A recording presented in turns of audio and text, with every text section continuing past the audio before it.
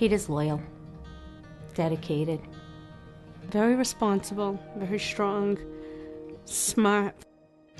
I was born in 1961. Grew up in New Bedford, Mass, working class family. Somewhere along the way, decided that I was going to go to law school.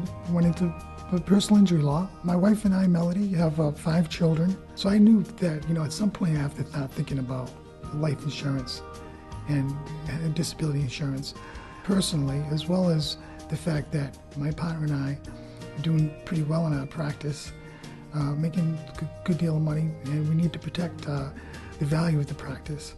We went in the conference room and we shut the door, and except for a small lunch break, maybe a half hour, we had an 8-hour meeting. We had put in individual disability, we had put in a disability buyout, we had put in a retirement plan, and we put a life insurance buyout, and we also put life insurance in the retirement plan. You have to plan for the unexpected. It doesn't matter what you think you feel today. In the spring of 2006, I noticed that I was feeling a bit tired during the course of the day. And one morning, out of the blue, he turned around and he hadn't been feeling well. Little things had been going on. And he asked me if I felt a lump on his throat. The original diagnosis was what they call an anaplastic thyroid cancer, which is a very aggressive form of cancer. The doctors told him to go home and get his affairs in order, that he probably had less than 6 months to live. What the doctor didn't realize is he already really had his affairs in order. All we really did was pull together some of the family members to actually sit down and make sure that we had it exactly the way we wanted it. He underwent chemotherapy and radiation simultaneously, which was very, very devastating to his body. They were fighting just to get us time. Just to get us time. So ultimately, it was decided that surgery was an option, which was an extreme, a feeling of hope for me. When I woke up, I saw my wife there.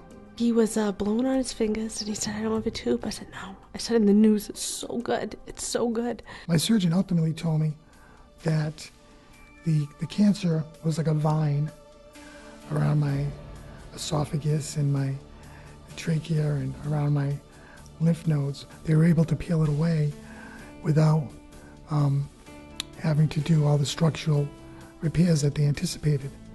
Unfortunately, however, I've been left with a completely paralyzed vocal cord on the left side. So it's very difficult for me to talk. I'm in the prime of my life at 49, but I'm not able to exercise my profession. I'm not able to get out there and put on the suit and tie and go in the courtroom and fight the battle. That being said, I'm doing much better.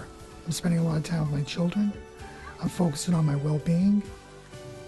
After a year, the disability buyout called for him to be bought out from the firm. So he got his initial lump sum from that, and he's getting installments, and we have about another year left on the installments, and he'll be fully bought out. And from the day that he got the lump sum, the practice went to his partner. It's important to do this kind of planning because life is full of uncertainties and life is full of risk. It enabled me to sleep better at night, knowing that protection was in place. Without that protection, I couldn't fathom where me and my family would be right now.